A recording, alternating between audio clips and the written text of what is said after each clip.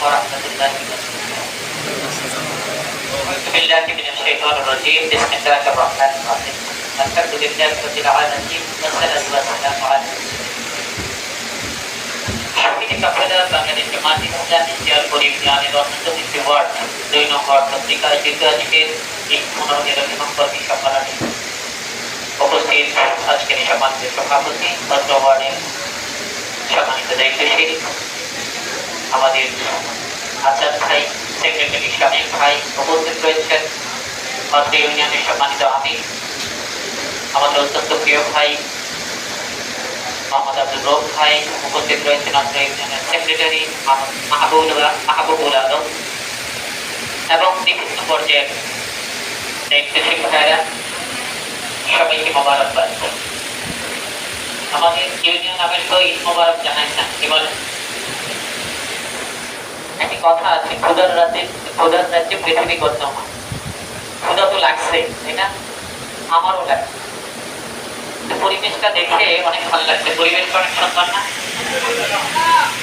পরিবেশ সুন্দর হওয়ার জন্য প্রথমেই 2 নম্বর ওয়ার্ডবাসীকে শুভেচ্ছা জানাই। আর হোটেল মালিক যারা এই সুন্দর পরিবেশ তৈরি করে দিয়েছেন তাদেরকেও মোবারক করছেন। সম্মানিত প্রিয় ভাইরা, ঈদ পুনর্মিলনী নিয়ে আসলে যে আনন্দ ঘন অনুষ্ঠান হয়ে থাকে, এদিক থেকে পরিবেশটা খুবই সুন্দর, আনন্দ করার মতোই। কি বলেন? কিন্তু আনন্দ করার জায়গা কোথায়? আপনার চারপাশে যখন আপনি তাকান তখন আর আনন্দ করার মতো কোনো কিছু থাকে না। প্রিয় ভাইরা, আপনার চারপাশটা যখন তাকান তখন সমাজের যদি অবস্থা দেখেন, সমাজটা ভালো নেই, পরিবারগুলো ভালো নেই, দেশটা ভালো নেই, বিশেষ করে আমার ইয়ারপুর ইউনিয়ন ভালো নেই। কি বলেন? ইয়ারপুর ইউনিয়নবাসী, এই ইয়ারপুর ইউনিয়নই তো আপনাদের বসবাস, তাই না? ইয়ারপুর ইউনিয়নবাসীর কথা মনে পড়লে আমার কোরআনের সেই আয়াতটার কথা মনে পড়ে যায়। وما لكم لا تقاتلون في سبيل الله والمستضعفين من الرجال والنساء والولدان الذين يقولون ربنا أخرجنا من هذه القرية الظالم أهلها। তোমরা তো আনন্দ করছো, কিন্তু তোমরা তাদের জন্য কি করছো? তোমাদের কি হলো যে তোমরা তাদের জন্য প্রচেষ্টা চালাচ্ছ না?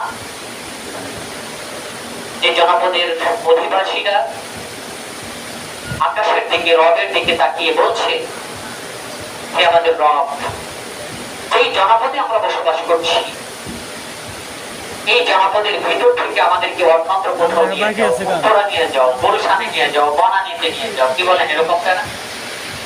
এই এয়ারপোর্টের অনেক জায়গা আছে যে এই রাস্তাঘাটগুলো দিয়ে হাঁটার মতন কোনো পরিস্থিতি,